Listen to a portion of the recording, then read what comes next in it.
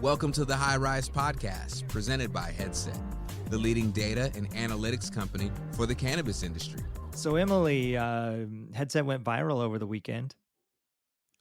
It sure did, and I loved seeing it. Tell us what happened. Yeah, it was pretty cool. We post every year. I think most years we try to post a visualization of what is going on with 420 sales. So, we get all our data from retailers and dispensaries all over the US and Canada. And we get it in real time. So we're able to see when the transactions are happening. So the start of 420 out on the East Coast, and then as it rolls across the country and ends on the West Coast. And so we did this really cool visualization that illustrates it. We'll put a link to it in the show notes so you guys can all see it. And at one point in the graphic, we got to about like $160,000 a minute. It's kind of how it was tracking in sales, right? So I think that was at our peak there. I think it was something like $78 or so an average transaction across the US. So you can do the math there, and it's a lot of transactions per minute, a lot of transactions per second. But it's pretty funny because we posted it on I think Friday, and then Saturday I started getting a bunch of texts from neighbors, friends, family that had seen it. It was on Reddit where it really got picked up. So lots of upvotes. But one of the I think the most interesting parts of the whole thing was just reading the comments. It's pretty funny. One really funny part was that Scott, my co-founder who posted it, put, cannabis sales across the US on 420 or something like that for the title, but it does include Canada. And we've got a fair amount of shops in Canada that are connected to Headset. So a lot of grief from commenters like, oh, when did Canada become part of the US? Some sensitivities there, I suppose. But it is pretty cool. And the other comments are just like, how can a company track in real time when we can't even get election results, the same day? I think it's just a matter of incentives, like we're incentivized to do the work to do it real time. I think voting, it's a little different with that these days, but pretty cool and pretty interesting to see people's comments about the different states that don't light up, like Idaho, or certain areas that light up 24 hours a day, like Las Vegas. So yeah, it was pretty neat. We've posted it before, but for whatever reason, the magic of the internet, this one just seemed to get a lot of traction, and it's neat to see. It's a good reminder about what we do and like kind of the complexities and the scale of what we do. And it is, you're not looking at it all the time. It's just kind of happening behind the scenes. And when you see it represented by like, these are all the transactions that are happening, it's pretty cool, I guess is the best way to put it. It's like, we do hard stuff in a hard industry. And I don't think there's any other industry that tracks like this, especially retail, point of sale, retail scan data as it's known. I don't think you'd find it anywhere at this level and this frequency. So to be able to visualize that was very cool. Like it'd be neat to see something like that for like holiday sales, for traditional retail, but impossible, right? Impossible to wrangle Walmart and Target and Amazon and everything else, right? But we do a pretty good job of that in cannabis. So pretty cool. I don't know, first time we've gone, I guess, viral for a Headset. I think it's like, yeah, more people saw that post than anything we've ever done. So it's neat to kind of get the brand out there and to see something like that perform on the best selling day of the year, 420. Yeah, I know there's a pretty active cannabis community on Reddit, as I hear from other people. I myself am not on Reddit, but I know it's a pretty dynamic platform, and people talk a lot about different threads or common topic areas. And this one showed up in the data is beautiful, which I agree, by the way. As you know, I love data imaging of things. And I can't wait for people to see this if they missed it, because you guys have been doing this, I think, since 2016, maybe? You've been doing it for multiple years. 2016. Yeah, because we started Headset 2015, and we 2015. probably, we're just getting started. I think, 2015 we had a lot of stores in like the Pacific Northwest where we're based, Hmm. and before we started expanding out. So probably was a couple years later when we started publishing. We always publish 420 insights. Like one Yeah. of the coolest like first things we did was USA Today, how they Hmm. the Mm. newspaper you get at the or used to get at hotels all the time. And Yes. but they always had that little graphic in the bottom left, or that's one of their things on the cover. It's just like a little infographic, Yeah. some chart. And we did a 420 chart for them. Hmm. That was pretty early on. I think that was like 2016. That was really cool to see because Hmm. it's like, oh yeah, we do have this interesting data. USA Today, wanted to publish something about 420 on their Hmm. 420 issue. Um, so that was maybe our first foray into like producing content around 420, but I don't think we started producing this graphic until a few years ago. Yeah. But you have been doing it every year, and I kind of wait for it, kind of like I'm waiting. Like I know I pinged you around midday. I was like, "Are you guys gonna do the map again?" Because I love seeing it, and I love it for a couple of reasons. One, it for me is for several reasons. One is a very strong marker of how much the country and North America, frankly, has opened up to having a legal market, whether it be medical or adult use. And so it shows, and it's so cool how it shows in Canada first, really, is where it lights up on the coast of Canada, and then it goes into the US and it cuts across. And I love seeing how it kind of like blooms in that afternoon period across the country. And so then to me, it also represents what I've always joked about, which is that we have inherent product market fit for cannabis. Like people want cannabis, and the demand is so tangible through this map. And then the third thing is just having worked with you guys as an investor for over these years to see how your footprint has exploded too, just your reach as a data analytics company. And, it just shows me how representative the information we're gathering and how good it's getting for our industry, for people to understand different regions, cross sections of society, and how it's interacting with cannabis. And I think, if nothing else, it's also like, yeah, there are a lot of jokes about 420, but the reality is it's a very unique thing that we have a consumer holiday around one particular day. And so it's pretty cool. So lots of things to see here. I highly recommend everyone check it out. And I did read through the comments, and that was cool too, realizing that a lot of people don't realize what markets have legal cannabis too. And then, seeing some constituents from other states where it's substantially or it's still not legal or not yet open, and kind of like we're still here in, to your point, like Idaho or Wisconsin, and like, what the heck? And so pretty Yeah, I was cool all the surprised. I way saw a around. comment about Florida on there where someone Yeah. didn't realize. They're like Yeah. surprised. And the Florida had a volume of big sales in Florida, right? It's crazy for a medical market. It's crazy. But yeah, how people don't know. We live and breathe this stuff day in day out, Mm-hmm. right? And Mm-hmm. so we're well in tune. And yeah, there's a lot out there that, of course, they don't know. If Yeah. cannabis is legal in Florida. If they're far from it.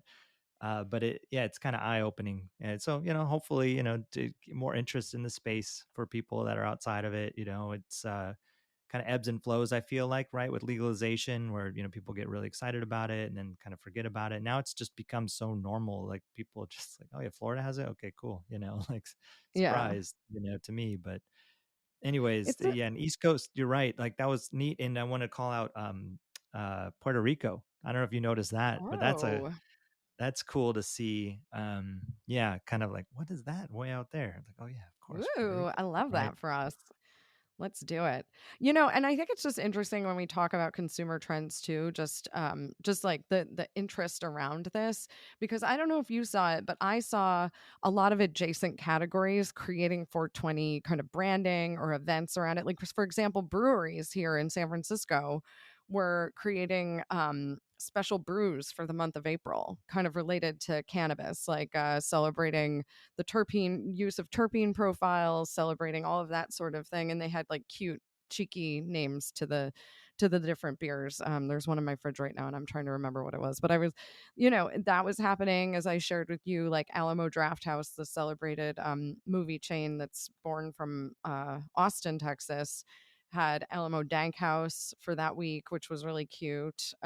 So it wasn't just cannabis. I think it's starting to create this attention. And then I saw Kiva did a partnership with like a hot sauce or barbecue sauce or a hot sauce brand for 420. Like cute, Oh, that's cool cool. crossovers like we've talked about before, which makes me think we're not just living in a vacuum here. We're starting to see this kind of cross category penetration with Yeah. complementary areas. Yeah. Yeah, and more, I'm sure, over time too. Yeah. So what did you get up to on 420? Anything interesting? Yeah, well, I did. I went and saw Dazed and Confused at the Alamo. That was really fun. It was like a Hmm. viewing party, and the audience was very lively. And then, of course, so I live near Hippie Hill in San Francisco, and they said 20,000 plus people descended upon Hippie Hill in that time. And so Hippie Hill is 20,000? in twenty That's like thousand. a small town or It's pretty medium-sized or town, a really. decent, yeah. 20,000? I mean, considering the population of San Francisco is no more than 800,000, like that's a decent showing of people in a collected area. So they kind of it's like a winged migration up the hate into the park. And then they all light up at 420 and there were vendors and music and all kinds of things. And it's quite a party. And it looked like it was actually really cool and peaceful this year. Sometimes I think people get wrapped up in it and then there's like more actual drinking than there is consuming of cannabis Mhm. because it's just like a chance to party. But for some reason this year it felt pretty chill, so it was cool. And in spite of how many people, I think the most anxiety producing aspect of it is the helicopters overhead, which feels a little bit invasive, but They it was a just sit beautiful day. overhead? Yeah, I think they're Weird, I guess. filming the Is it? crowds. Oh, Yeah. okay. Yeah. Like, not police, but like regular helicopter, like Like news news? helicopters or like Yeah. okay. It's a little not cool. It kinda harshes the vibe a little bit, if I'm honest, like, being in a collection of people and having helicopters hovering overhead, and yeah, my dog didn't love that. I gave her treatable, a CBD treatable to chill. Partly because Um of the helicopters, partly because of 420. Yeah, the girl has to she had to have her little moment too.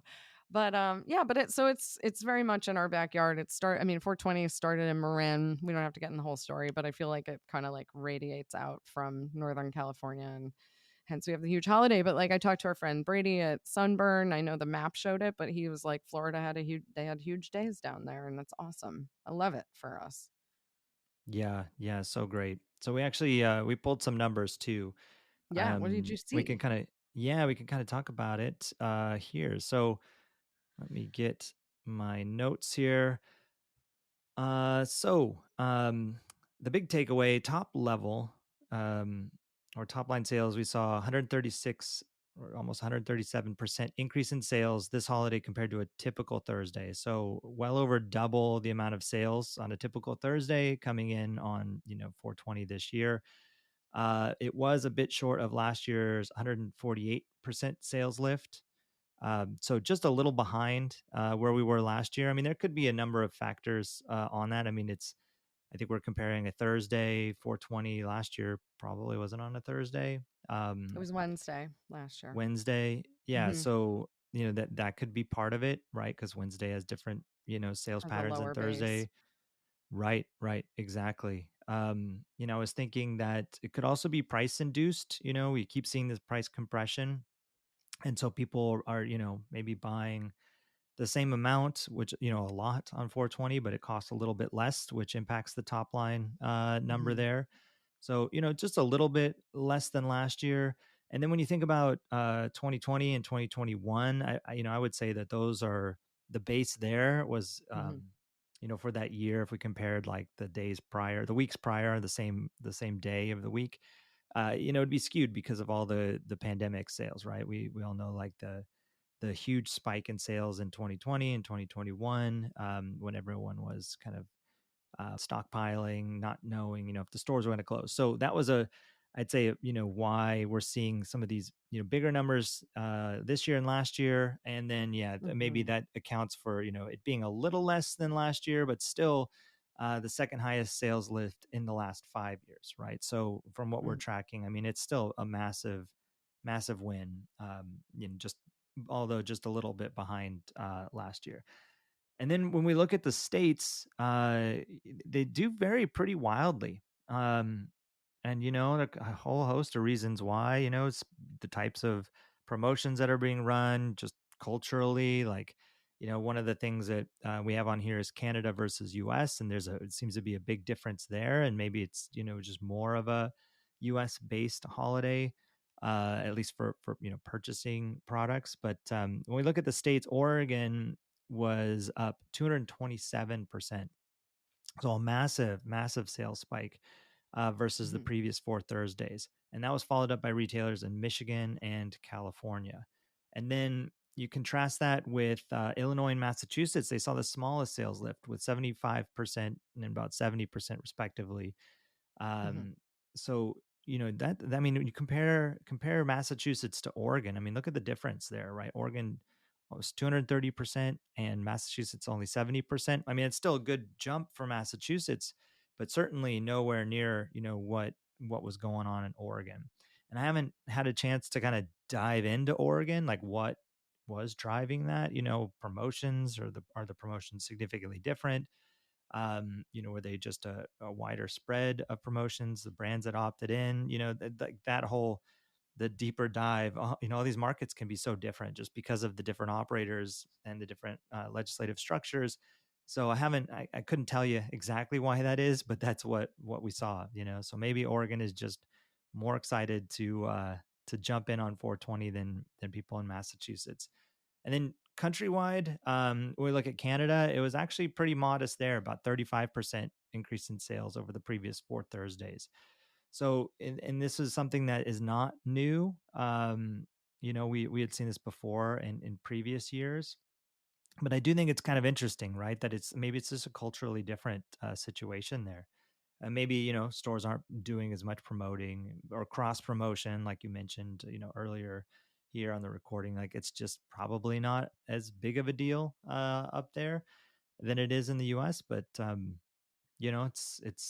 it's interesting, I think, right, that it's not all just the same. So the lift is different. We can dive into categories and discounting, but anything on just the sales lift you want to touch on?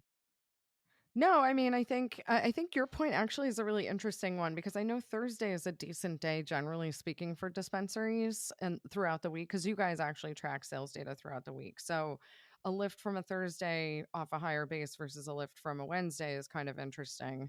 I do wonder too, because when I was chatting, I went into one of the stores on Saturday to the promotions have been kind of ongoing, and depending on some they've been kind of lingering, so I was taking advantage because I actually didn't go on 420. I figured, why clog the stores when I can go whenever and just let them do their thing because they're so busy. But they were saying that it wasn't just busy on Thursday, but it was busy all week, and we do know that is that, like, the lift starts, what is it, like 3 or 4 days beforehand Yeah, when it's things basically, the start of the week yeah. for So this week anyways. Yeah, so 3 or 4 days. right.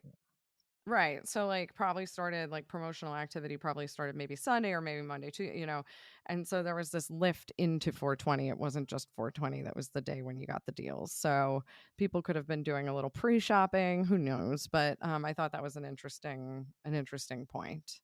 So, Yeah, no, it'd be good. I should look at like a typical Wednesday versus Thursday and just the difference there. Because yeah, I'm with you. yeah. It makes sense, Eh, right? Thursday, like people are gearing up for the weekend or whatever, so the base is yeah. probably higher than an average Wednesday. Yeah. And I'd be curious if anyone listens from Canada, which we know we have some Canadian listeners, if you could share any insights on what the perspective is around 420 up in your world. I'd be curious to hear how it's thought of up there and what you see. Yeah, good idea. So category wise, in the US, concentrates along with beverages and pre rolls saw the highest sales boost over the previous 4 Thursdays with 177%, 164%, 153% respectively. So that's concentrates, beverages, and pre rolls. Canada, go ahead. No, I just noticed that that's a big shift from last year where concentrates popped right up to the front on that, right? Because in Yeah, prior years it was beverages leading the way, pre-rolls and edibles, right? Not in that Hmm. order, I think so. but so Yeah. So concentrates popped concentrates. into the Yeah. top mix. Yeah. Yeah. It is interesting. Um, yeah. And Hmm. beverages always seem to do well on 420. Mm-hmm. Maybe, discounted. Maybe it's more uh, the social aspect, right? Buy a bunch of beverages, take them somewhere. Um, and pre-roll too, also social, right? Get a pack of pre-rolls to share or whatever. So that makes sense. But yeah, concentrates is new. But concentrates also does pretty well with Gen Z. So that could be part of the driver too, as we see that category. Uh Party on, that kiddos. demo. Well, and Yeah. concentrate, yeah, concentrates can be they are pricier because they're more potent generally, and like in some places like Illinois, they have a higher tax rate associated with them, so maybe that discounting really helps. I did think that was really interesting. I was like, getting down to business, everybody, on the concentrates. And then, but the beverage, I think, is like, for me, that's a lot about the market testing of pricing that is right. So, like, I know there were a lot of buy one, get ones, and I feel like a lot of people want to engage in the category, but it is a little pricier per milligram, generally speaking. So if we're still in that kind of price sensitivity testing phase on a new category in the category, then I think this gives a lot of latitude to try it out. Yeah, totally. And on the opposite side of the spectrum, unsurprisingly, coming in at the bottom of the list, topicals, capsules, and tinctures for 420. Just people aren't buying a bunch of capsules, I guess, to celebrate. It's not the most celebratory form factor, but you know what? You I'll remember could. that next time I can show up at a party with tinctures and capsules for 420. I am a little surprised they haven't done like a massage party or something. But you know what? I'm gonna stop right there because that's gonna go down. It's gonna get distorted. But you know what I mean? Like, like one of my favorite 420 events ever was the sound, or I didn't get to go, but the Cigaros sound bath on the roof of the Standard Hotel with the Lord Jones. I thought that was like one of the coolest. That's pretty cool. Yeah. Uh, So yeah, topicals could fit into that scene. I I guess don't know. so. We're gonna leave But it. We're gonna keep going. but vapor pens are kind of trended towards the bottom of the list as well, which is interesting. I thought that was, yeah, I don't know, it's interesting. I don't know what to make of that, right? Because they do perform pretty well with Gen Z, but they seem to be going towards the concentrates this year. So anyways, it could also be Getting just rid of him. yeah, they do fairly well already. But like flour, we didn't even talk about it, right? So I think flour is pretty neutral.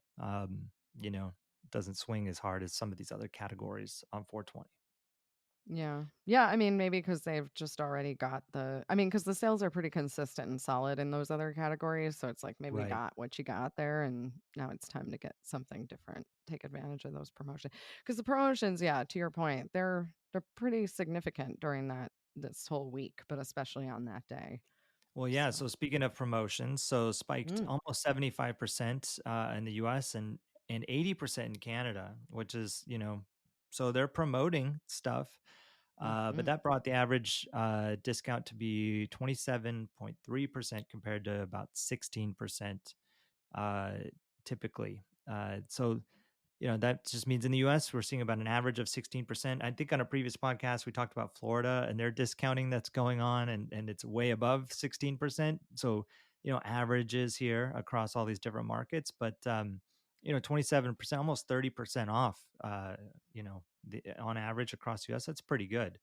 And I'm sure, mhm, some categories are probably discounted more than others across the sales data. So, I don't know, it's a good deal. Obviously, it's driving a lot of people to buy more. And I think that's what the data is showing, because when we look at the basket stuff, the basket size or the mm, transaction, right, it increased mhm, 18% on 420 to about $60 in the US. So if sales are up on average, 100 almost 40%, 137%, let's say, mhm, but basket size increased to, 18%, then I think that just shows that more people are buying more, right? There's just more transactions that are happening. It's not that mhm, everyone's going in and buying double what they normally do and it's the mhm, same volume of transactions. It's certainly a lot of transaction volume that's happening. So, Mhm. and that's what we saw. So transaction volume was double, right? So Mhm. twice as many transactions happening in the US as a typical Thursday. And then in Canada, it was only 33% more transactions. So a third more Mhm. than usual. So it really is something here is driving a lot of people on 420. And you're absolutely right. It's not just 420, right? It's the whole week leading up to it. But these numbers are really just looking at Thursday last week. So, I'm sure it's even larger when we take the whole week of sales and do an analysis there. But just kind of interesting to always take a look and see, how things are shaking out this year. Agree. Thanks for listening to the High Rise Podcast, presented by Headset. Good. For more information on Headset, visit headset.io.